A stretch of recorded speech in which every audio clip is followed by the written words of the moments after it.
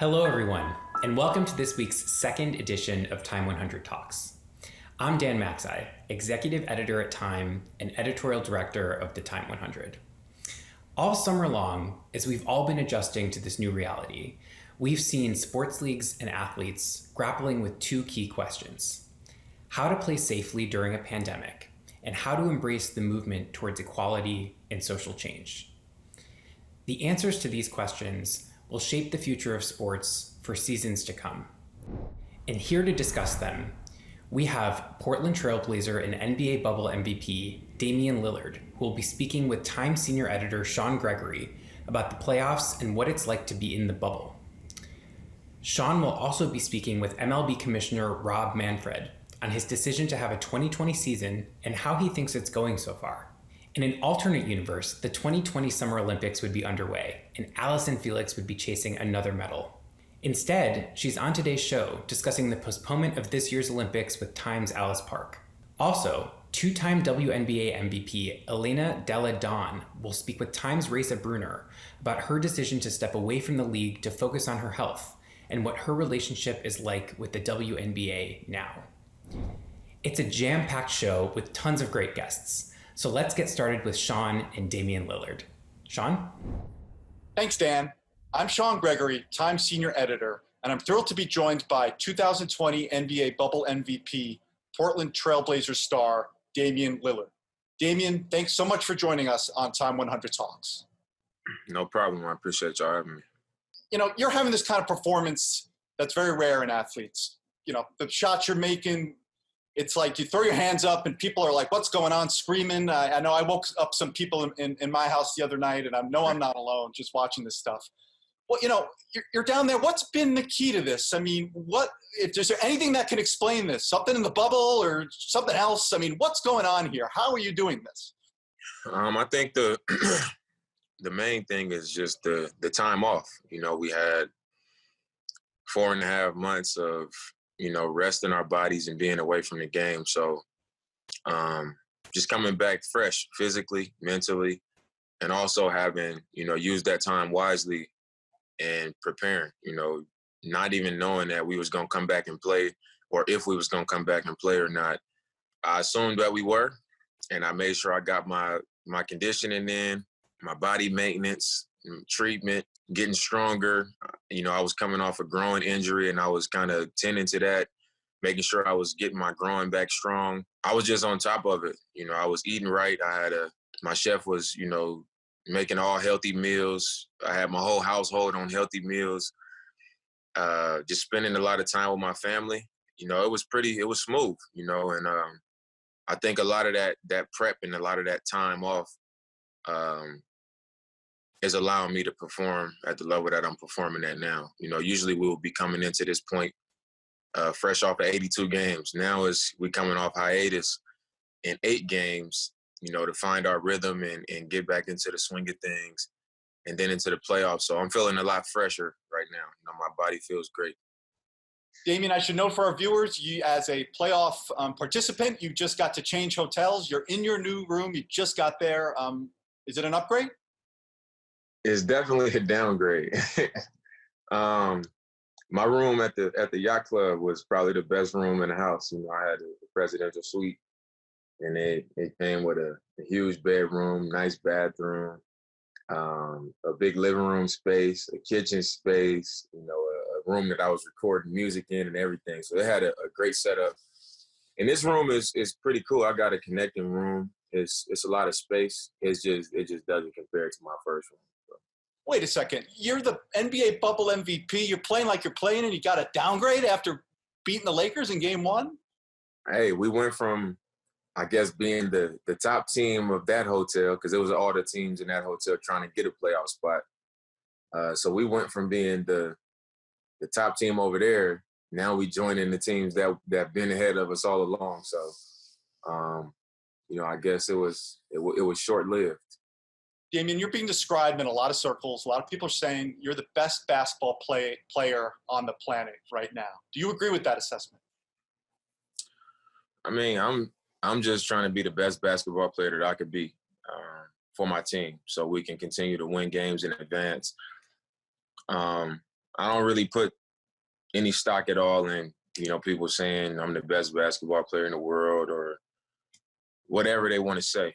I missed 2 free throws a week and a half ago, and everybody was saying the complete opposite. So those type of comments or opinions, they change every week. Every few days, people going to be saying something different. So, like I said, I don't put too much stock in it, positive or negative. I just try to do my work, try to do things the right way, and, put myself in the best position to be successful. And when I do that at a high level, it works well for me and it works well for our team. So I honestly don't really care what they're saying about, who is the best player, any of that. It's often said, Damian, that your style, you kind of play with a chip on your shoulder. Do you agree with that? And if so, why? Why do you have that chip, that motivation? I would agree with it. I think it's natural for me to play with a chip on my shoulder because of what I come from, the circumstances that I come from. And as, I didn't play for a top AAU team. I wasn't a phenom growing up. I played for the local program. Our parents paid for us to travel and play in tournaments, or we had to fundraise. We did, we had to learn how to earn things and work for things. And we practiced in a abandoned adult school. We caught the bus to practice. We experienced a lot, and I didn't start getting recruited until I was finishing 11th grade. Went to a small school. I think my story it comes with that chip.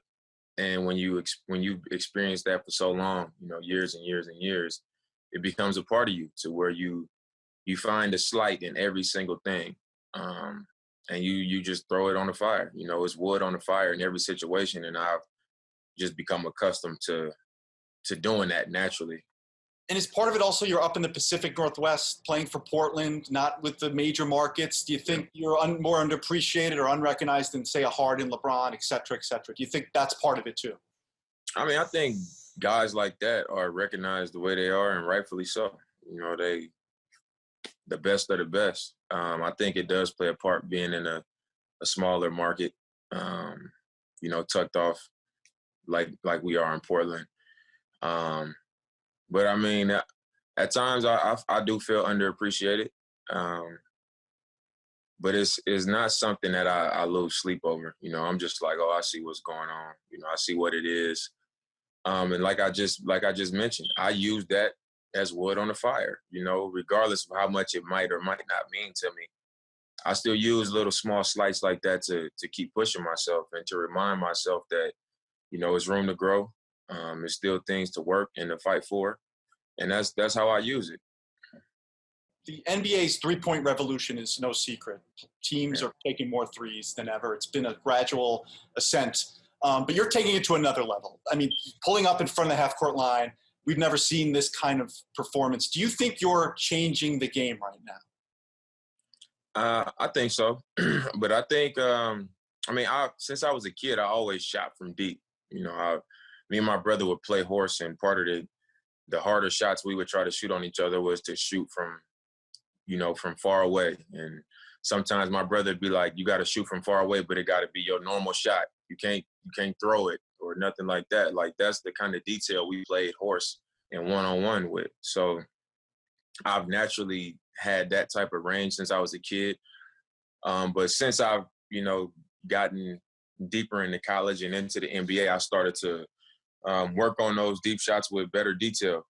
And focus on my body and my balance and my core strength and having my release all the way up and keeping my fingers straight and having my eyes up on the rim early as I'm, gathering into the shot. Just stuff like that I really pay close attention to make it an efficient shot for me.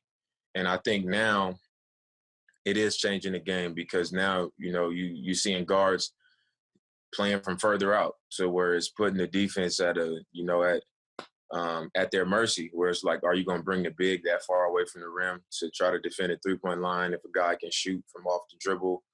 And what if they can get to the rim? I think it's changing. You become more of a threat when you can play from that far out. And I think in the NBA, you saw Steph Curry coming out firing deep shots. And I think he was the first guy that people recognized just bombing threes from deep. And I think myself and Steph are, you know, two of the guys that shoot it at a really, really high clip. And it's not a hard shot for us. I think Trae Young as well. But it's definitely changing the game. Do you think you're bringing even a level beyond Steph Curry? I mean, from afar, it seems that way. I'm curious if you think you're taking it even a higher than that. I mean, I think I'm attacking that part of the game more often than Steph does. You know, I look for that shot. You know what I mean? I think Steph is more than capable of shooting it. I mean, I think Steph shoots the ball easily from there, just like I shoot it easily from there. But I'm coming off looking for that opportunity. You know, it's a shot that I'm looking for. And I think it, you know, had Steph been healthy this year, he'd probably be doing the same thing. You know, I know like I said, he's been doing it for a long time, but he's in a system where, you know, he has the opportunity to toe the line more often than I do. You know, I have the ball in my hands a lot. Myself and CJ are the primary ball handlers and playmakers, so we don't have the same style offense as they do. So, you know, I'm not coming off as many pin downs, and I'm not, you know, getting as many swing, catch and shoot threes. But I do think, you know, Steph is everything that I'm doing. Steph is capable of doing it from that range. You know, he's the best shooter in the history of the game, in my opinion. So I do think I'm doing it, you know, as with great detail, and it's something that I look to do. Like, I look for those opportunities in transition. I look for them when the big is up, but not, you know, close enough to me when I come off and I'm in, like, you know, at deep range, and I'll shoot it. So I think I'm pushing the line a little bit further with how often I'm doing it. I saw a stat where it said, you know, how I've made the record of that many of 30 plus feet threes this season, and it was by a long shot. So I think that shows how often I'm shooting them and at the, you know, high of a clip that I'm shooting it at. Damian, in a normal playoff season, the playoff series, the 8th seed would not have a home court advantage. There would be no neutral court. You've won game one. Does the fact that you don't have to travel to LA, play in LA, all that kind of stuff, does it give you even more confidence that you could pull this series out? Yeah, I think so. You know, I think every team in the bubble should be, you know, just a little bit more confident, because it's no home court advantage, no fans. You know, that comfort is taken away, knowing that the energy is going to be in your favor, the crowd is going to be in your favor. You know, teams naturally play faster. Teams naturally play more confident on their home floor. But when it's a neutral site, you know, the only energy being generated is from yourself, you know, from your team. And the only excitement is from, you know, the passion that you just have about playing the game. So I think it definitely makes it a harder championship to win for everybody. It makes it a more even playing field. And it definitely gives us more confidence knowing, you know, we don't have to play on somebody else's floor. We don't have to travel. You know, it's just an even playing field. Damian, switching gears to the very important topic of social justice and athlete activism, you attended a protest against police brutality and racial injustice in Portland after the death of George Floyd. What did you learn from that experience? I think one of the biggest takeaways that I had was it was led by really young people. And when you look back at the civil rights movement, a lot of, you know, the names that we recognize in Black history were really young at the time. And when I got out there, you know, I was expecting to see a full Black crowd, you know, fighting for, you know, what was right, fighting for ourselves and protesting for what we really believe in, and that change that we looking for. And when I got there, it was as many white people as it was Black people. And to me, that said a lot, you know, to see that type of support and to see that type of balance, you know, fighting for the same cause and the right cause, even when you got people who aren't directly affected by it, you know, people who just see that, you know, what's right is right and what's wrong is wrong. And they don't only want to see change, but they're trying to be a part of the change. And that was a big deal. Another thing was just the tension that I felt. We marched, and it was thousands of people, and it was just like, we could come face to face with the police at any time. You don't know how physical it can get. You don't know if it'll be fatal. You just don't know. And then you marching, you chanting. You see the passion that people have being a part of this movement. You know how passionate they are about the change and the pressure being applied. And you become, I guess, taken over by it. You become a part of it, and you feel the passion from them, and you feel connected to, like, the Dr. Martin Luther Kings, the people who did it before you, who allowed us to have the kind of lives that we have today. And now you're a part of, that next stage of trying to push that forward, from here. So it was a lot of emotions, a lot of feelings that I had, a lot of things that I took away from it. And that was just a few. For the people who don't want politics in the sports, the shut up and dribble crowd, what's your response to that? My response to that is, when you don't want politics in the sports, you got to ask yourself, does politics affect our lives? Does it affect our lives? So if it has an effect on our lives, positive or negative, why can't we speak on it? Or why shouldn't we speak on it or have an opinion about it? You know what I'm saying? Like, if I'm a free agent and a team is telling me, well, this is how we do things, this is what we want to do, this is how we run our organization, and it doesn't stand in line with what I represent and what I believe in and what I see as the best situation for me, I'm going to say something. You know what I'm saying? Or I'm going to pass on being a part of that organization, because it is going to have an effect on me and my family and my career. I'm going to say something. So I don't see why, if when it comes to politics, why would we not say anything? Why would we have no opinion about it if it's going to have an effect on our lives and our families' lives and so on and so forth? Like, I think that was just a dumb statement to make. We people before we're athletes. So you're basically telling me I'm not a person. I'm just an athlete that should not say nothing, just play sports and entertain us. When that's a whole separate issue.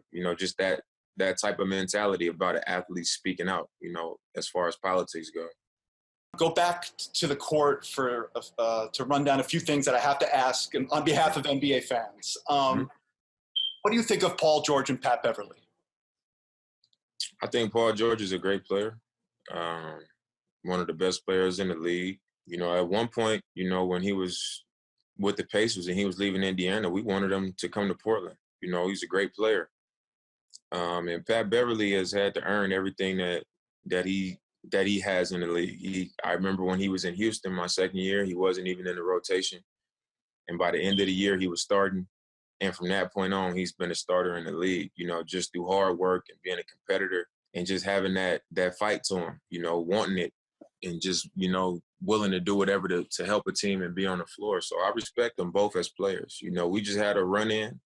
I came up short at the end of a game, and they said what they said, and I said what I said, but it ain't like no personal beef. We men, and when a man says something, another man is going to say something back, and it's going to be what it's going to be, and that's what it was. Yep, and you said, like, quote, keep switching teams. You wrote on Instagram to Paul George. It's no secret. You don't seem to be the biggest fan of players who kind of form super teams, who engineer things to join other stars. I wouldn't say I'm not the biggest fan of it. Like, I'm a huge LeBron James fan. Mm-hmm. And, LeBron has switched teams and been a part of a super team. I don't have an issue with that. I love Kevin Durant's game. He switched teams, and, I don't have an issue with it. My only thing is that's not my preference. That's not my personal preference. So I don't have an issue with other people deciding to do it. It's just not my personal preference. So that's all it is. And when I said that, keep switching teams, that was just, they took a jab at me, so I just took one back. But fundamentally, why would it be so much sweeter for you to win a title in Portland, the franchise you're synonymous with, than joining forces with other stars? Why would it be so, why is it your preference essentially? I think for one, because of the time invested, the time invested in growing and figuring it out and having hard experiences, having great experiences.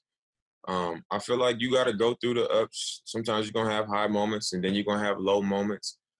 But I've always been about the journey, just embracing the journey, the peaks and valleys, and having it come back around, knowing you worked hard, you did stuff right, you took the good with the bad, and then you get the reward for all of that, like Dirk did. That's the example that I always think of because he did it. And then when they won it, they weren't expected to win it. They just won it. You know what I mean? And I'm sure that one ring of his made his career like just perfect. You know what I'm saying? And it may not go that way for me, but like that's what I want to see for myself. I feel like if I did, say, oh, these two guys are in New York or, in LA or whatever, if I did decide I want to go play with some other guys, I feel like it's a pretty good chance we'll win it. I'm sure that's what a lot of guys feel like, it's a pretty good chance I'll be able to win it all. But like, I don't just want to win it all. I want to win it all here. We haven't won it since '77. It's been a long time. And I also don't want to do it in a way where it's like the second I go play with these guys, everybody gonna be like, oh, they the favorite. You know what I'm saying? Like that's not my life, and that's not my style. So that's my personal reason for why I wouldn't want to do it. And last thing, Damian, and thanks so much for taking time out of your schedule. Your message to Portland fans and to fans of great basketball, really. What do you want to get out there? What do you want to say in closing? To the Portland fans, I just want to say, it's unfortunate we can't be playing this playoff in front of our fans, even though we worked so hard to get here. But I'm happy we could still be on the floor representing the city of Portland and, kind of giving them something to smile about and giving them something to be proud of in these hard times. And the same goes for the NBA fans. I think, everybody's kind of having a hard time. People being sick with COVID and being out of work and just not having a lot to be happy about. And, I'm just happy that the NBA did a great job in finding a way to get us back on the floor, creating a safe environment for us to get back out there and give people something to be entertained by, and something to be happy about and something to look forward to that's positive. So I'm just happy that the NBA is back and we can do that for people. Thanks so much for your time, Damian. Thank you. Appreciate it, man. Later on the show, I'll be speaking with Major League Baseball Commissioner Rob Manfred about this year's baseball season. You don't want to miss that. Dan? Thank you, Sean, and special thanks to Damian Lillard for taking time out of your busy schedule to join us today. Don't forget, Sean will be back a little bit later for another great conversation with MLB Commissioner Rob Manfred. Up next, we recently caught up with WNBA star Renee Montgomery, who decided to opt out of this year's condensed 22-game season to focus on her activism. Check it out.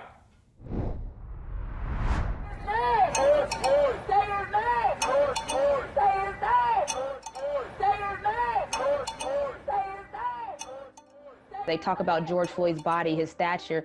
That's why 3 police officers were standing on him, kneeling on him. So then I start to think, man, I have young nephews too. I have a son. No one wants to get that call. No one wants to watch their family member be murdered on television, And so the reason I went all in is because right now people are listening, and I want to be a catalyst for this lifestyle, this new normal.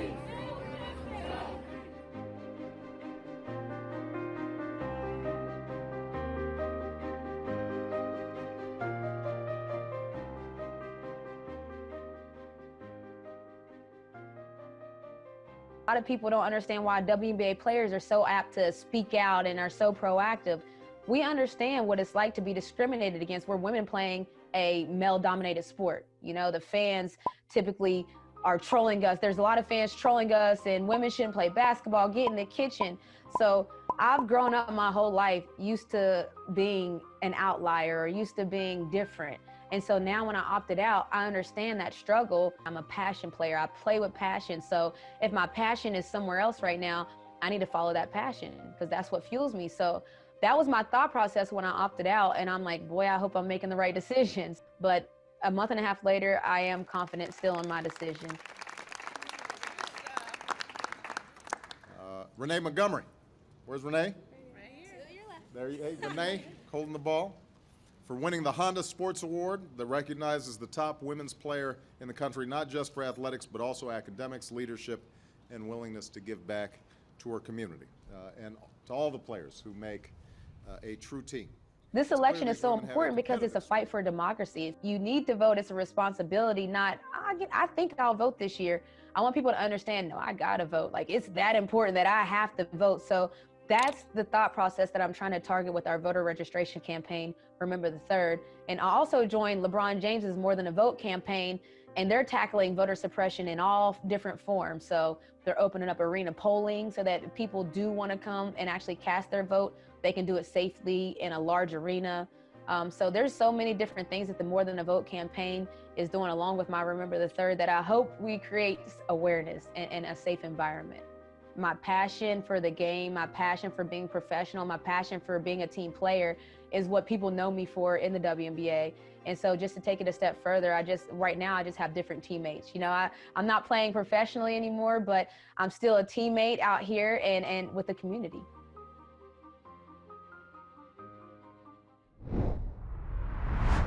Let's keep the show going, from one superstar WNBA player to another. Up next, we have Elena Delle Donne, who will be speaking with my colleague, Reza Bruner. Reza? I'm Time staff writer Reza Bruner, and I'm joined today by WNBA and Washington Mystics star Elena Delle Donne. Thanks for being here. Of course. So you have recently been making some headlines when you shared an essay, an article explaining your attempt to opt out of playing basketball this season because you have a pre-existing health condition. You have chronic Lyme. Can you just talk us through why playing is really not an option for you right now and how this kind of came together? Yeah, so obviously with COVID, the basketball season was going to look different. And we knew right at the beginning when they were coming up with this idea of a bubble that there were going to be people with pre-existing conditions that would submit their information, their blood work, whatever that may be, to a panel of doctors. And then that would either get approved or not approved. And if it was approved, you obviously don't have to go. And I've been battling chronic Lyme and other co-infections for over 10 years now. I've missed many, many games. Right when COVID began, I went into lockdown like very early just because I have no idea how my body will be able to handle it. I have immune issues and I can't fight Lyme. I haven't been able to fight many viruses over the years. So this one I knew right away, like I'm certainly at high risk and need to take care of myself. But unfortunately, there's so many unknowns about Lyme and doctors still want to deny that it can be chronic. They don't even want to acknowledge the other co-infections. So it was kind of just a whole nother reminder that I need to do so much more and speak out about Lyme because the panel of doctors denied my information and basically told me that I was fine and I should go play. Yeah. And what is your status with the league and your team right now? How are things sitting for you? Well, thank God I'm a part of a phenomenal organization that when they figured out what was happening, saw that I was denied, they right away stepped up. They said, you know what, stay home. I actually recently had back surgery in the off season too. They're like, just rehab your back, get ready for next season. So I'm very grateful for the Mystics for taking care of me. But, you know, unfortunately, this was something the Mystics shouldn't have had to step in and deal with. And it makes me realize that we have a lot more awareness to do, and I'll continue to speak out about Lyme. What, if anything, concerns you about the league's decision to, deny you this medical exemption? And is there anything that you would like to see change going forward on that side? I just think there was a lot going on. They're planning the bubble. They're doing the best they can do. And unfortunately, this medical panel didn't go the way probably that they thought it would go, or I thought it would go. And hopefully in the future, we would at least be able to come back and give more information to the panel if they have questions, instead of just being denied, that's that, you can't submit anything else. Or even having a Lyme literate doctor on the panel would have been great. Yeah. So tell me a little bit more about your experience with Lyme. You wrote that you take something like 64 pills per day, which is wild. And as the general public, we often don't think of our athletes as also people with health situations and pre-existing conditions like this. So what do you think people should know about chronic Lyme and, you know, how it works? It's a daily battle, and what makes it hard about Lyme is often patients don't look sick, but they're very, very sick. And it's not something that just comes and goes. It's something I deal with every single day. Like, yes, I may be on the court competing and look like I'm fine, but I'll wake up that morning, I have to take all my supplements. I might feel awful and just have to push through it. So I think the biggest lesson is just to, you know, never judge the book by its cover, and understand that everybody's going through something, and, you know, listen to people. Yeah. And the decision that you've had to make is one that a lot of Americans are facing or about to face, you know, choosing between their health and risks and returning to work and potential professional repercussions. So for you, you know, what do you think you learned from this process, or what advice would you give to other people trying to figure out their path forward? It's really hard when you have to choose between your health or a paycheck. And I understand that, like, people are in really tough situations. And luckily, I mean, I'm blessed enough to have an organization that decided to take care of me. I've been able to save money, so I know that if this is a down year, I should be okay. But it's a horrible decision to have to make. And I feel awful for people who are in this situation, because we still don't know much about COVID. And being a Lyme fighter, when we don't know much about a disease or ways to track it or see how it can affect you so differently, that's what's super frightening about COVID and the long-term effects of it. We're just still unsure. So for me, I was grateful enough to make the decision to be able to stay home, stay safe. But for those who, you know, can't make that decision and have to go, it's awful. Yeah. Yeah. So you mentioned that you started out with a pretty strict lockdown because you knew that you didn't want to be exposed. What, if anything, are you feeling in terms of missing out on the team's experience right now in the bubble? You know, what is it like being a leader from afar? You're still very much involved in your teammates' experience, even though you're remote like the rest of us. It's really hard to, like, watch them, especially if they're losing, like, struggle through these losses and not be able to be there with them and compete with them and even be at practice the next day or in film with them.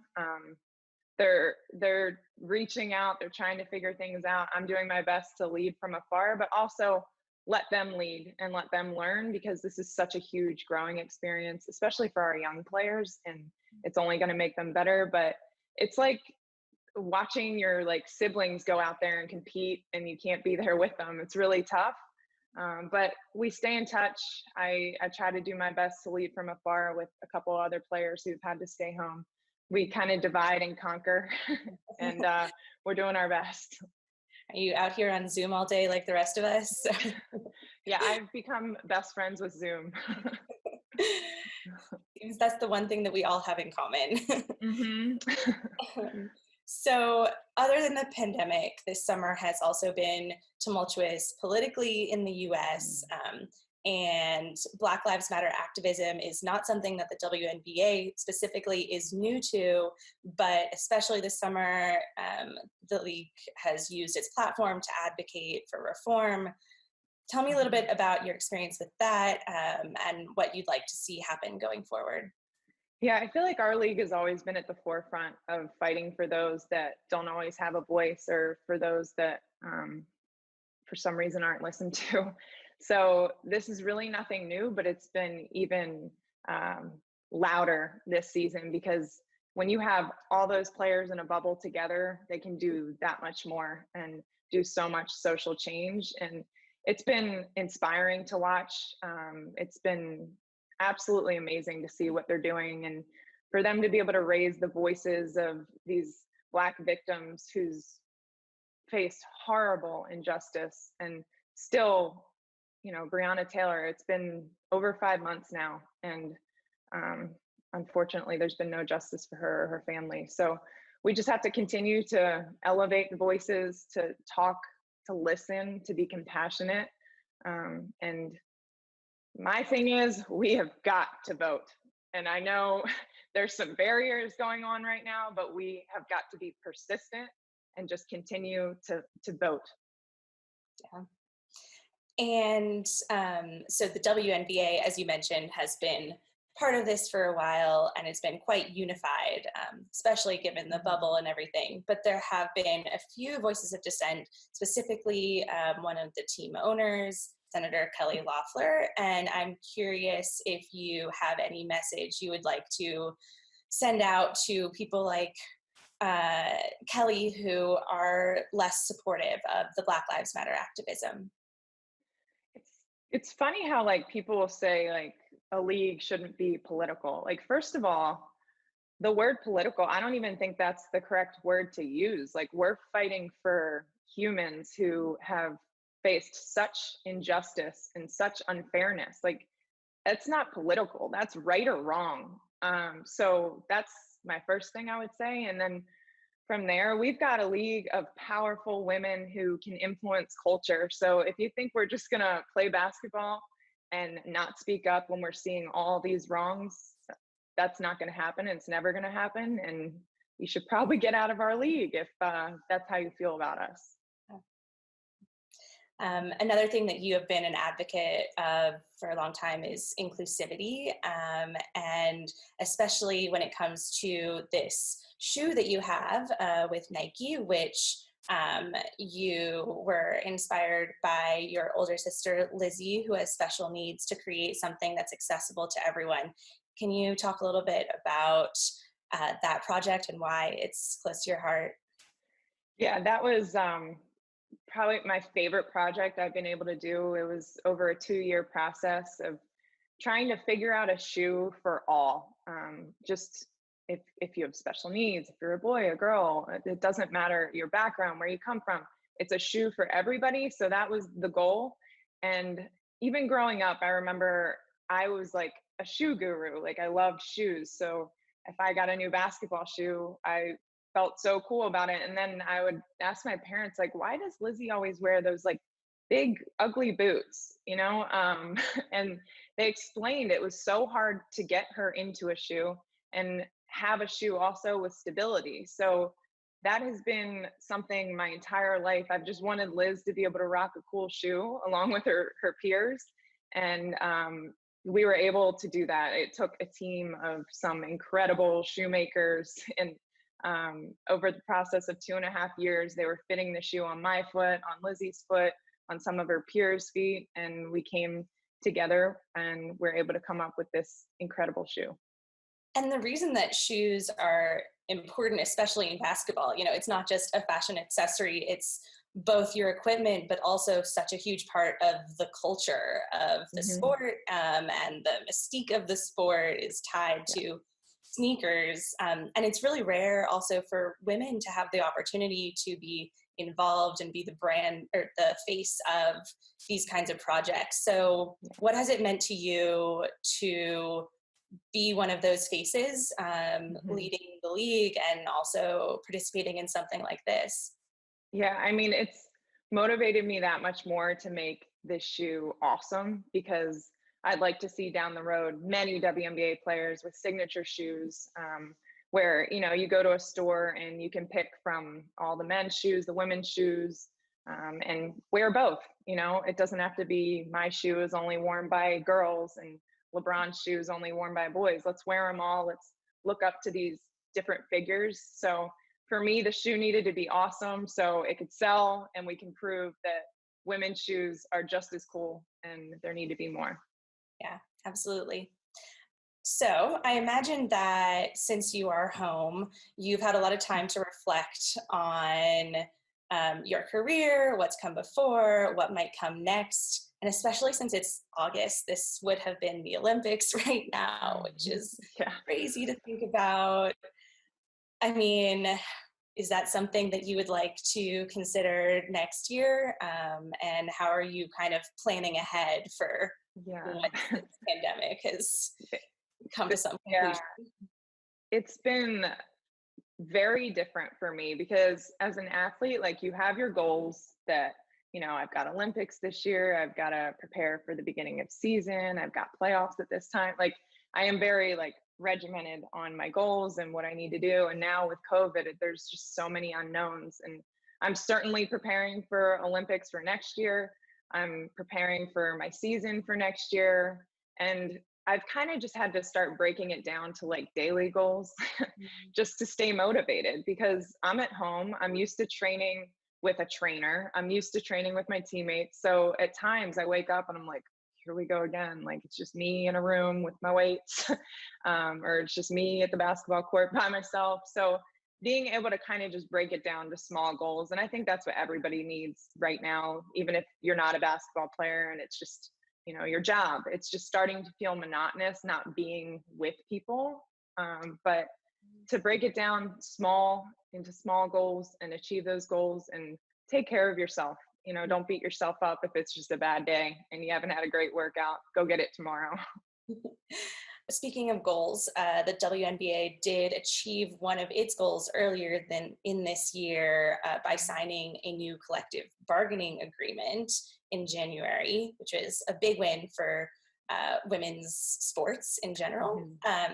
Do you think there's anything more to be done on that side? Are you happy with the progress that's being made in that part of the league? I'm thrilled with the progress of the new CBA, and being a women's league, I feel like we really set a model for taking care of women by, you know, we did so much for women, for the moms of our league who need childcare or need a stipend for their child. So I feel like we really stepped up in that category. We bumped up the salaries tremendously. Obviously, there's way more room to go, but once we see the revenue coming in, we'll be able to share in that process with the league. We see that the league is really starting to sign on sponsors, which is massive, and we're getting more games on TV, and visibility has always been the biggest thing for us. You know, if we're visible, we can grow the fan base and we can continue to grow. So I think we're on a great route right now. I'm curious, since you are separate from everyone involved in the bubble right now, if that distance has given you some perspective on, you know, how you would like things to change with the team, or if you see them being unified together and you're missing out on that, you know, what does that feel like? Yeah, I mean, there's moments where, you know, they're all wearing their Say Her Name shirts, and I'm like, oh, I want to be there. I want to be doing that too. But just knowing that at this point, I'm safe here and I can do my best to impact my team, impact the league from afar, and know that they are doing some incredible work, and just being a fan of it and watching and continuing to support them. Especially for people who have been looking to you for years as a star of the league, and now you announcing or sharing your experience with chronic Lyme. What would your message be to other maybe young girls or aspiring athletes who might not have realized that you can play and you can live with a pre-existing condition, and like, you know, how have you approached that, and what would you like to say to them? My whole thing is never let a label stop you from achieving your dreams. I mean, when I was diagnosed with adrenal fatigue and all these different things, like, it sounds like there's no way I can play basketball anymore. I'm too ill. But if you just focus in on those labels, you'll feel sicker. So for me, it was like, okay, how do I get myself to feel good in a day? All right. And then I'm going to go play basketball. So just never let anyone get in your way. Never let a label keep you from doing what you want to do. And there's going to be days that are brutal, and there's going to be days maybe you don't get out of bed, but that's okay. Don't beat yourself up, and just get back to it when you're feeling better. Absolutely. Thank you so much, Elena, for joining us today, and best of luck as you continue with your lockdown. Thank you. You too.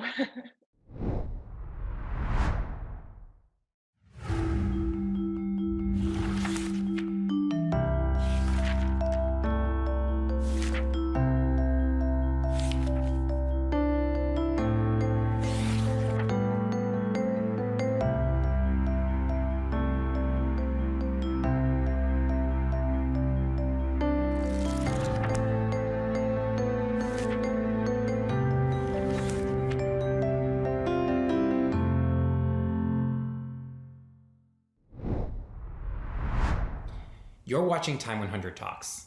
I'm Dan Maxey, Executive Editor at Time and Editorial Director of the Time 100. If you haven't already, follow Time on social media and use the hashtag Time100Talks to join the conversation. Right now, Time Senior Editor Sean Gregory is back with MLB Commissioner Rob Manfred. Sean? Thanks, Dan. I'm Time Senior Editor Sean Gregory, and I'm back with Major League Baseball Commissioner Rob Manfred. Rob, thanks so much for joining us on Time 100 Talks. Thanks, Sean. Rob, if there's one thing we've learned during this time is that bubbles seem to work. The NHL and the NBA, for example, are playing all their games in one or two cities with protections in place, and they haven't seen any positive tests. Baseball is playing its regular season outside of a bubble, and there have been some high-profile COVID outbreaks, particularly with the St. Louis Cardinals and Miami Marlins. Rob, for the postseason, is a postseason bubble a goal for Major League Baseball? We're engaged in contingency planning with respect to the postseason right now. We haven't made a final decision as to what we're going to do. Part of it will depend on, what happens in the coming weeks. But certainly tighter protocols, more of a bubble type arrangement is something that we're giving consideration to. And it's a lot more workable in the postseason for us, given it would be fewer teams. But how would you characterize the likelihood of a postseason bubble happening for you guys? I just can't at this point. I mean, it just depends on how the season continues, the course of the virus, and we're just not at a point in the planning process that I could put a percentage on it. Are you far along? Just starting, where in the planning process are you? Oh, we're pretty far along. We're pretty far along. Right. It takes a lot of, look, a bubble is a very difficult thing, and, hats off to, Adam and Gary for being able to pull it off, but we're deep in the process. And have you consulted with Commissioner Silver and Bettman because they've been through this? And if so, what have they told you? I've been in regular communication with both commissioners throughout the pandemic period. Obviously, we're facing same kinds of issues, and they've been very helpful in terms of sharing the things that have worked for them. Earlier in the year, during the pandemic, there were reports that there could be a bubble in Arizona or Florida, or maybe both for this season. Mm-hmm. You wish you had instituted a bubble for the regular season? Let me answer that this way, Sean. We considered the bubble, went through a detailed planning process, and came to the conclusion that it was just not workable for baseball, really for three reasons. First of all, is facilities. We play 15 games a day. Our games are over 3 hours in length on average. It takes, in a good time, an hour in between games to get the field ready for another game. In a bubble format, you would have had even longer delays because of the need to deep clean dugouts, bullpens, and clubhouses. So when you add all that up, you would need at least 6 major league quality facilities in order to play those 15 games on a daily basis. There are not very many places where that would work. You could subdivide into 2 groups, but remember, we have 15 teams in each league. One team would have had been realigned for the 2020 season and a new schedule done. So facilities were a serious problem. Number 2 was numbers. unlike the sports that are operating in the bubble, we had a huge numbers issue. We're playing with 28-man rosters. We have a taxi squad of 5 to 7 people. You got coaching staffs, another 5 to 7, training staffs, medical staffs, umpires, the people you need to run 6 facilities from a baseball operations perspective, and then broadcast operations people for all 6 facilities. It was just a massive number, and there's a real question as to whether we could even find hotel space that was adequate to cover that large group. And then the last piece was the calendar.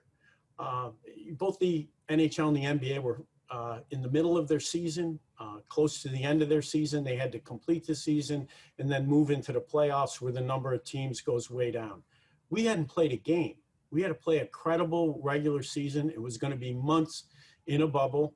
And it raises all sorts of issues, not the least of which are, what are you going to tell people in the bubble about their families during that several-month period that they're locked down? I think that the latter issue, the family issue, was one of the principal reasons that the MLBPA came to us and told us that they didn't think the bubble was something the players were prepared to undertake.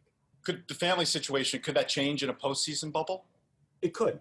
It could. It's about the numbers at the end of the day. As I said before, obviously fewer teams in the postseason, particularly after our first round. It reduces the number problem, much easier to deal with the family issue, much shorter period of time. So it's one of the reasons that we're back in the bubble planning process. And just to be clear, there's no regret or wish, because in your eyes, the bubble, the Major League Baseball regular season bubble, was never feasible. Well, it's hard to regret something that was not feasible from our perspective. I do appreciate the fact, and I wish it would have been feasible, because the experts we worked with were consistent with the experts that are advising the NBA and the NHL that it's the best way to play a season in the safest way and with the greatest likelihood of completing it. We just didn't think it was feasible. Rob, both the Miami Marlins and St. Louis Cardinals have had serious COVID outbreaks. What evidence did you have from those 2 cases that made you think continuing the season was feasible and that this just wouldn't keep happening again and again? Well, I think the principal issue with respect to both outbreaks was we were able to identify how the outbreak began and trace it to a failure to adhere to the protocols that we had in place. If we felt that the protocols had been strictly observed and we were still having outbreaks, that would have been a very different case for us. So you did an investigation, and what protocols did each team break?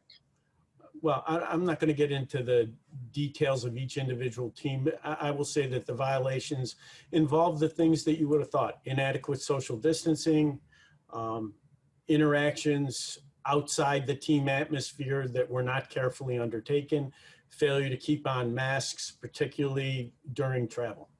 Just because fans want to know, do you plan on publicly releasing the information from these investigations? We really don't at this point. We don't think it serves a useful purpose. The real point of the investigation from our perspective is to understand what happened and make adjustments to the protocols, both in terms of emphasis and enforcement, that allows us hopefully to avoid further outbreaks.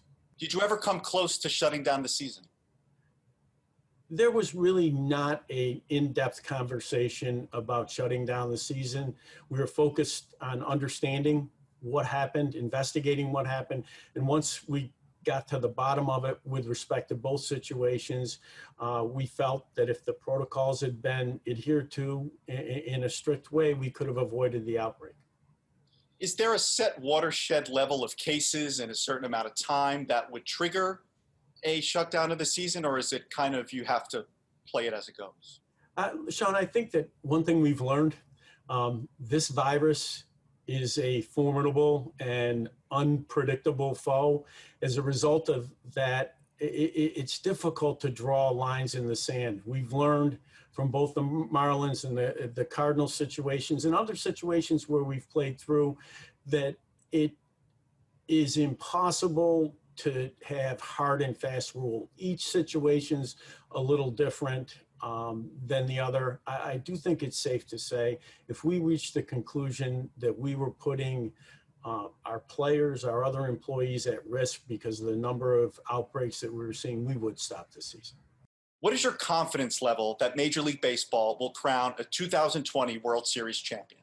With the caveat that I already gave you, that the virus is difficult and unpredictable, I am cautiously optimistic that we will make it through. We've had 27 teams that haven't had a serious problem, 28 teams that haven't had a serious problem. Our overall positive rate is less than 0.1%. We think our players are safer in the environment in which they're playing than if they were out in the general population. And those facts make me optimistic. It is undeniable that these outbreaks have shown that players are at risk here during this regular season, and you knew that going in. Right. Why has going forward with the season and putting players at risk been worthwhile in your eyes? I think the easiest way to explain it is the reaction that we've received to our return to play. I've literally had thousands of emails on my private email account, so many of them that we had to divert them somewhere else. I just couldn't handle them, from people saying how important it is to have baseball back as a sign of a return to normalcy. We've also seen some interesting trends in terms of our engagement. Women, Hispanics, groups that have not traditionally made up the bulk of our broadcast audience are watching games in large numbers, particularly on ESPN. And that, I think, is another sign that baseball is important to the effort to get back to some sort of normalcy in the United States. Rob, it's important to touch on testing. Disease experts have argued that baseball's testing system is flawed. You're not testing players every day, every other day, and tests get sent out to labs. There could be lags in results and delays. Is Major League Baseball's testing system fundamentally flawed? Our testing program was designed, built based on advice of some of the leading experts in dealing with pandemics. They've given us every assurance that the testing program is up to the job. I think the experience of the 28 clubs that I alluded to before supports that fact. And I really think that the criticism, the idea of doing it every day, we've been told, does not add significantly to the efficacy of the program. You know, we've seen some quirky things in baseball this year that we haven't seen before. 7-inning doubleheaders, second base in extra innings, a runner starting on second base, universal DH, 16-team playoffs.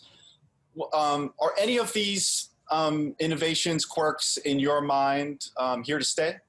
Well, the 16-team playoff is an idea that the owners were interested in way before the pandemic ever hit. It was something we'd had discussions with the Players Association about, and I think that could be a change that stays.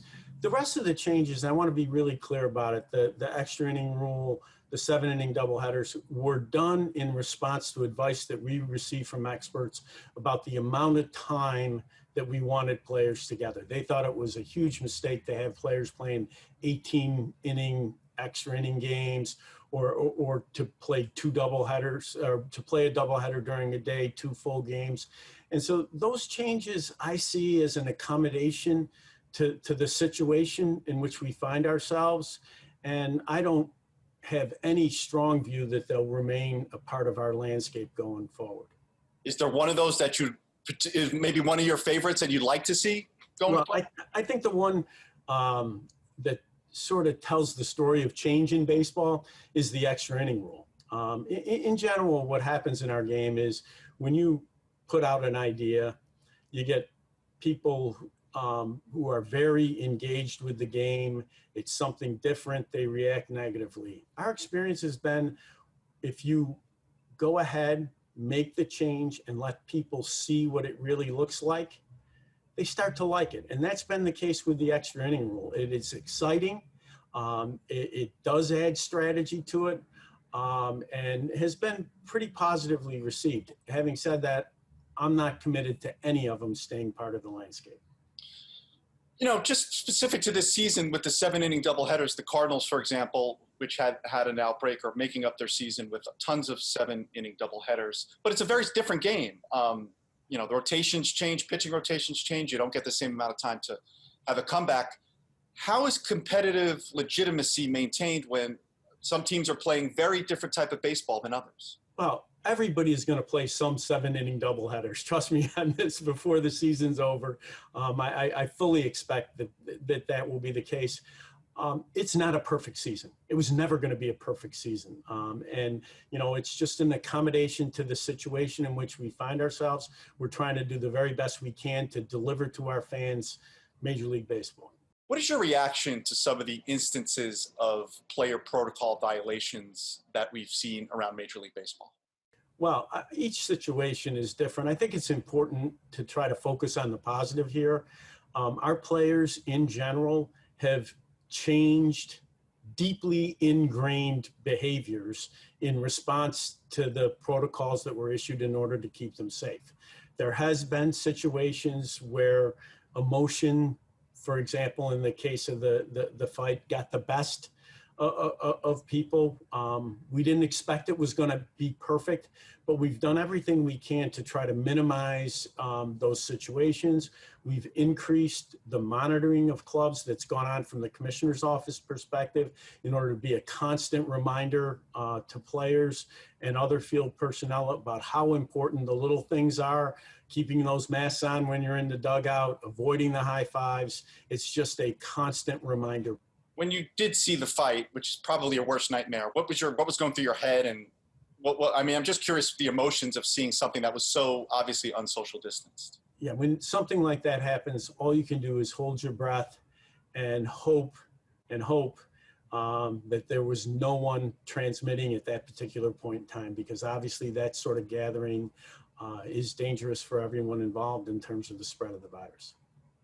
You have said in an interview recently that players, quote, need to be better. Pitcher Trevor Bauer, for example, has been critical of you in the past. He wrote on Twitter, basically there's too much blame on the players.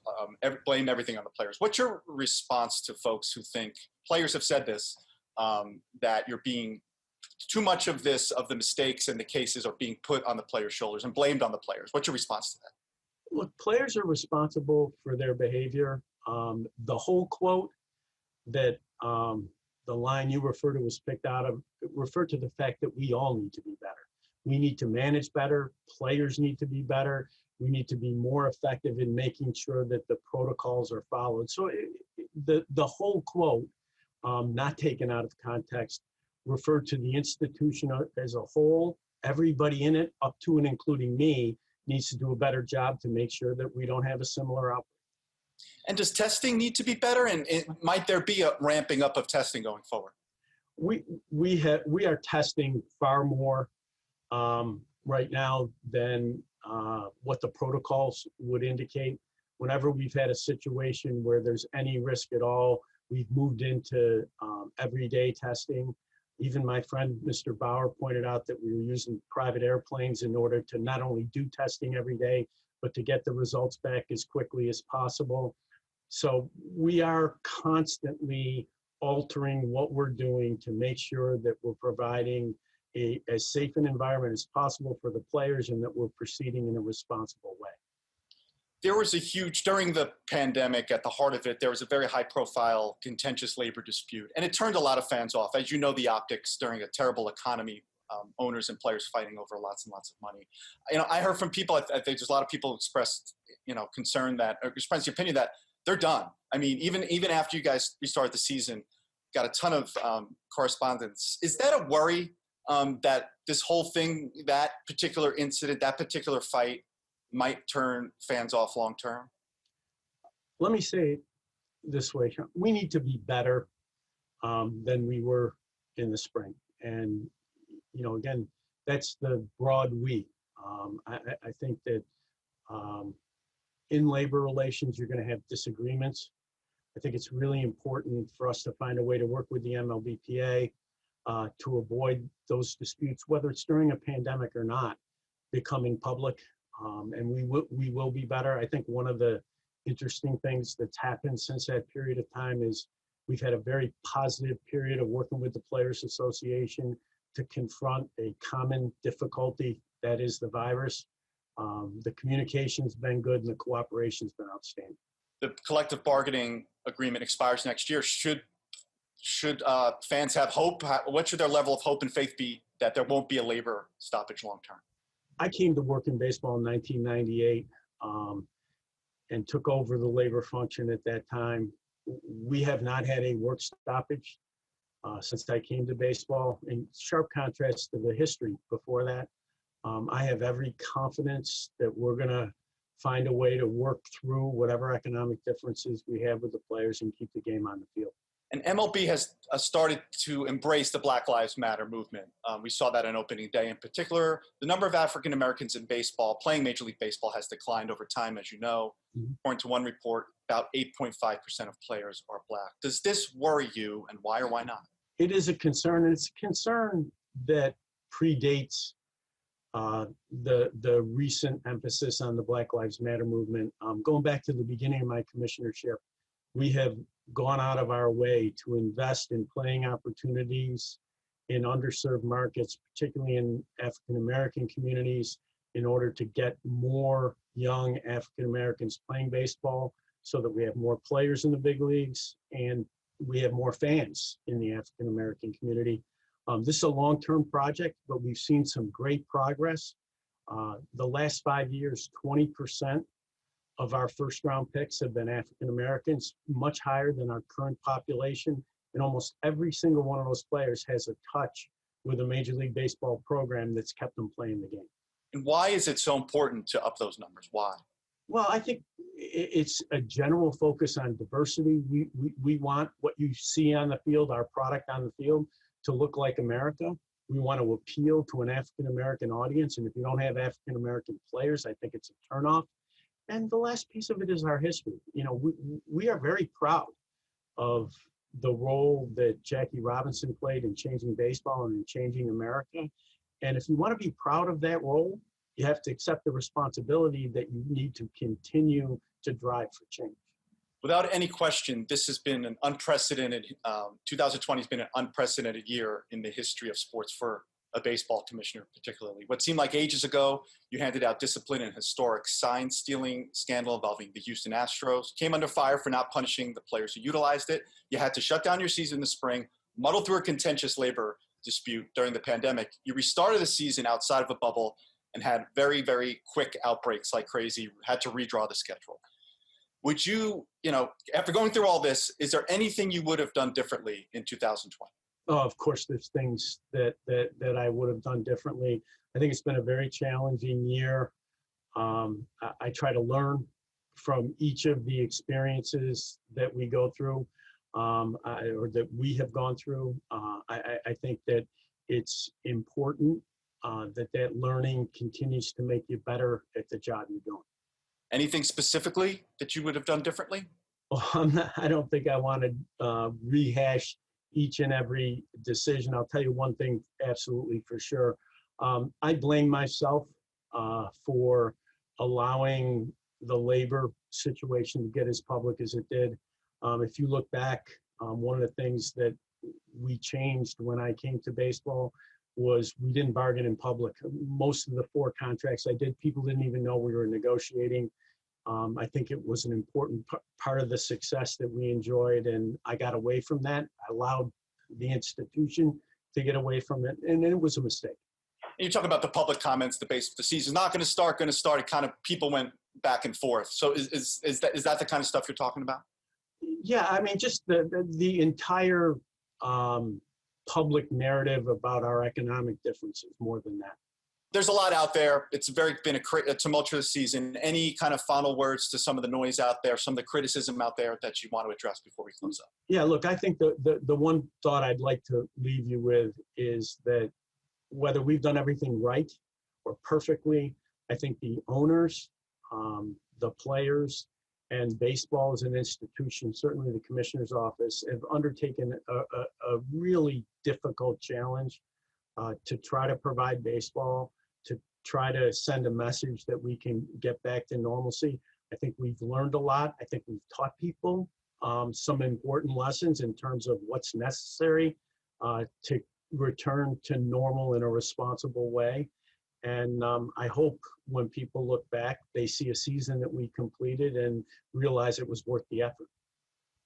Major League Baseball Commissioner Rob Manfred, good luck the rest of the way as you navigate this, and thank you so much for joining us today on Time 100 Talks. Thanks, Sean. Thank you, Sean and Rob. Olympian and activist Allyson Felix is up next, and she will be speaking with my colleague, Alice Park. Alice? Thanks, Dan. I'm Alice Park, Time Senior Health Correspondent, and I'm pleased to welcome American Olympic and World Champion Allyson Felix. Allyson, thank you so much for joining us today. Thanks for having me, Alice. So we have so much to talk about, but let's start with the Olympics. You were preparing for your 5th Olympic Games when the pandemic hit, and they were postponed until next year. What was your first reaction when you heard about the postponement? It was a lot, a lot of disappointment. I felt like I really had to take time to kind of grieve that loss. With the Olympics, it's something where you are training with such, to be ready for the exact moment, the exact second. And so when that's altered, it really takes a lot to kind of shift your mindset. But I think because the world was experiencing such enormous loss and kind of in all aspects, I think it really helped push me, obviously, to put things in perspective. But really, to understand that it was a real loss and things look different, and but trying to pick up the pieces and still be hopeful that it's not canceled, it's postponed. How did it change your training regimen, the schedule of training that you had planned? Yeah, it had a huge impact on that, especially being that there was such really no races to be had. And so we had to get very creative with even where we were training, because, all the tracks were shut down. And so we did a lot of training in my own neighborhood and kind of streets around my house and empty fields and, did all of that. And then we tried to keep on with the regular schedule. So we still tried to really have an intense training regimen all the way up. I'm still training right now. And then we'll shut down and kind of regroup and go back to training. So really trying to keep to that Olympic schedule as if they would have happened, but really being smart and backing off a bit just to give my body a break so that I can be at my best for next year. And I want to talk now about some of the things that have happened in recent months where you've become not only an elite athlete, of course, but also a very vocal advocate. And you wrote that I've always known that expressing myself could hurt my career. That's a pretty big statement, and it really captures how professional athletes are perceived in this country. The idea that you should just stick to sports. Can you talk about where this perception came from? Was it something that you were ever explicitly told, or something that you just picked up on during your years as an athlete? Yeah, I don't think it's anything that you're necessarily told, but I think as an athlete, it's what you see. I think time and time again, we have seen athletes be really outspoken, and then you see the consequences. I mean, we see what has happened to Colin Kaepernick, and it's very real. And so I think a lot of athletes feel like not all of us are in the same position, and not everyone can do that because, we take care of families and a lot of people depend on us. And so to kind of jump out of that lane of where you feel like you need to stay, it takes a lot. And I think you really have to be all in with that. And so I think everyone's kind of journey and place with that is different. But for me, it really came to a point where I felt like I just needed to. I felt like I deeply believed in, some of the things I was going through and experiencing. And I felt like I had the ability to at least have some impact and to share my story. And you did share your story specifically about pay equity during your contract negotiations with Nike. What was at stake for you, and why, as you said, did you feel like you had to speak at that point? Yeah, for me, I felt like pretty much everything was at stake because I, had been with Nike for around almost 9 years, and I was branded as such a Nike athlete. And there wasn't anything else on the table for me. So in walking away and in speaking out, I wasn't sure if there was going to be another sponsorship opportunity. And so it was really scary, in such a large company. But for me, it was so important because it wasn't just a Nike issue. This was an industry-wide problem that was happening where there wasn't protection in contracts for female athletes surrounding maternity. And so other colleagues of mine, Kara Goucher, Alicia Montano, had spoke out. And I just felt deeply moved to join them. I felt like I had to, regardless of, if I lost everything. It needed to happen, because ever since I came into the sport, I saw that there was this issue and this silence around women and starting families. It wasn't right. The whole idea of women, professional athletes like yourself, and even in other fields, being able to start families has always been something that women have balanced and have dealt with. Why do you think that all of these issues are resonating now? I guess I can speak for myself. I think the fact that women are being more vulnerable and they're sharing their stories, there's something so powerful about that. I think because when you are sitting there in silence and you're going through something, you feel lonely and you feel isolated and you feel like it's just you. But when one woman starts to speak up, there's power in that collective. And so I think we are feeling that. I think it's a special time where we're just sharing what we're going through. And I think once one, woman steps up, that gives courage for another one to join. And even if it's not the exact same issue, there's still power in that. And the fact that there were differences in the way female athletes were being treated at companies like Nike, I think it came to us as a surprise to a lot of people. Did it come as a surprise to you? I don't think it came as such a surprise to me, just because of the situation that I was going through.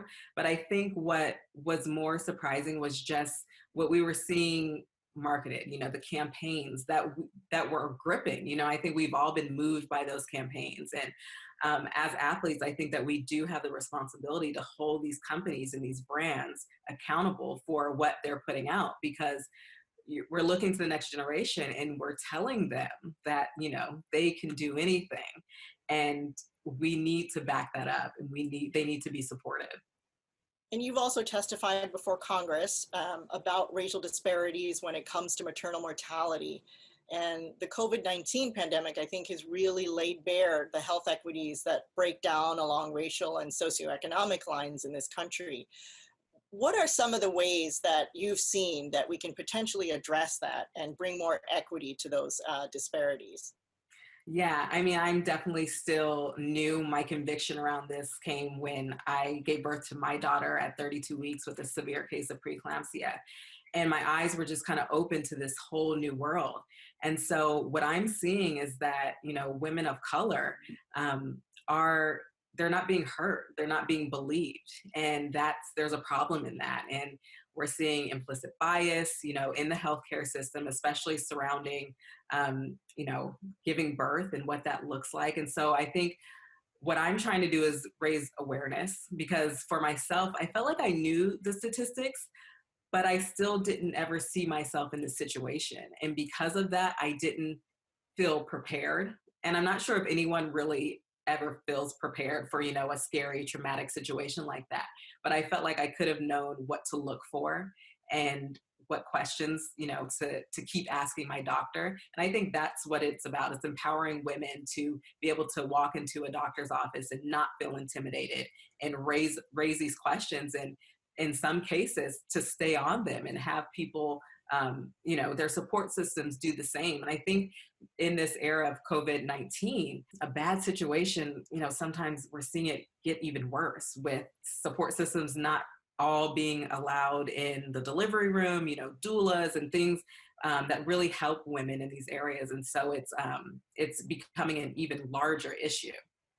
And in some ways, do you hope that the pandemic sort of focuses people on those disparities and hopefully forces people to confront them and address them? I do. I think it's really shining a light on these disparities. And I think it is going to force people to want to do more. And I think that's something that we're feeling kind of, I don't know, for myself, I feel like it's different right now, the way that people are listening to each other, and we're trying to see other perspectives. And I think that, yes, this pandemic has really shown that, even with a lot of offices moving to telehealth. And we see that, the women who are most likely to be at risk for complications, they don't always have access to that. And so there's so many new issues that are coming up that have to be addressed. And I think that we are starting to focus on those. And you've also recently signed on to More Than a Vote, a campaign launched by LeBron James to encourage Black Americans to vote in the upcoming election. What are some of the ways that this group can help to accomplish that, do you think? Yeah, I think really these athletes and entertainers who have come together, they have a platform. And I think we're just saying that we want to use that platform. You know, we want better for our communities and we want them to understand, you know, what they have at their disposal, how to get out there and vote, how to do that early, and really to just help share that message and doing our part. I think it's just getting out of just that lane of performance and really I think we all just want better, you know, and I think this is another way to do that. Has that transition been challenging at times, you know, to find your voice in addressing issues outside of your sport? Yeah, it's definitely still strange. I feel like I never would have referred to myself in that way, just because naturally, I don't think it's taken a journey, I would say, to find my voice. And so I'm still getting comfortable with that. But I think the way that I define it is wanting better and wanting to do something about, you know, some of these issues. And I feel like having my daughter was that final push that I needed to get to this place, because I just start to think about the world that she's going to grow up in. And I don't want her to have these same fights and battles, you know, that we've all experienced. And so just wanting to do whatever I can. When you look back at your previous Olympics and now as you're training for the upcoming one as a mother for the first time, what are the differences? How are you different both as an athlete and as a human being training for this Olympics versus your perhaps even first one? I'm a lot more tired this time around, but it's so amazing, just the shift in motivation. I've always been this extremely competitive athlete, and I've just, you know, from being a little child, I've had a desire to win. And I think now the reason why has shifted, and I want to show Cameron how to overcome adversity and give her a real life picture of what it looks like, you know, when you have to keep fighting and, you know, when you work hard and you want everything to come together, it doesn't always happen. And so just explaining all those things. And I can't wait to even share with her the last couple of years and the journey that we've been on together and what all that means. And so I try, it's a hard balance for sure. I think like any working parent to kind of figure out what works. And I have my days where I feel like I'm thriving as an athlete and failing at home. So I'm still, you know, I'm still trying to figure it out, but I have a great support system, a great family who really is helping me to have an opportunity to go for this 5th Olympic team. And is she able to be there with you as you're training and during workouts and things like that?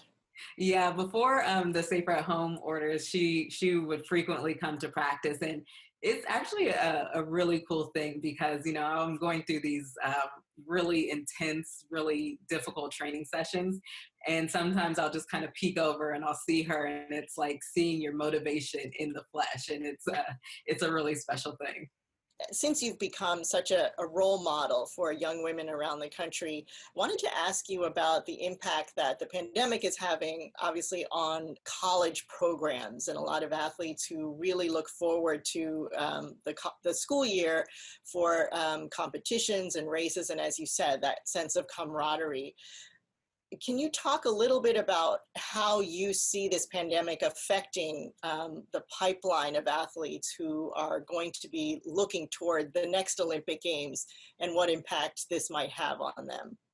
Yeah, I mean, my heart really does break for those athletes who are missing out time and who aren't able to be with their teammates and who are not having those seasons, because it's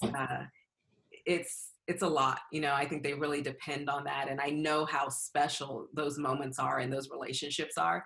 And so it's going to have a big effect on them. And I think that, you know, obviously health is the most important, and everyone is, you know, has that mindset to put them in the best situation.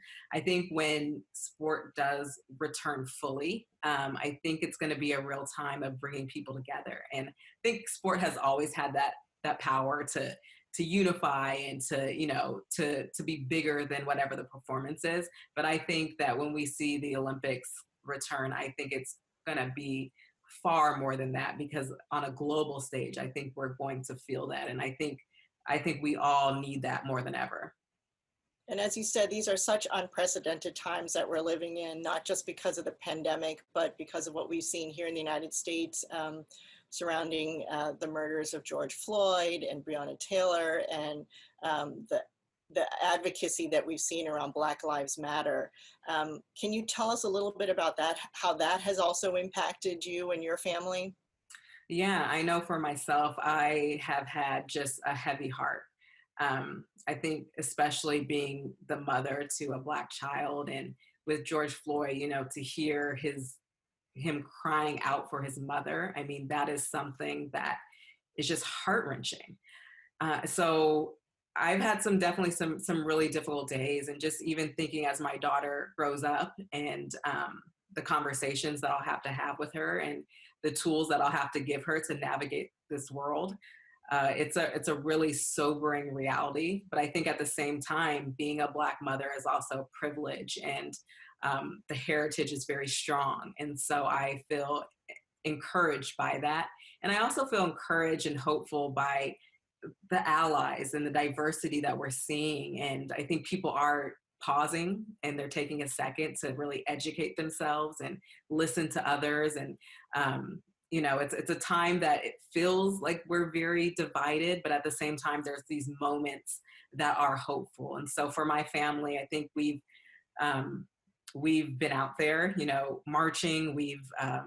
I've tried to use my voice, and we tried to even educate ourselves more, and just do what we can, because it's a very big moment. I think we want to turn a big moment into progress.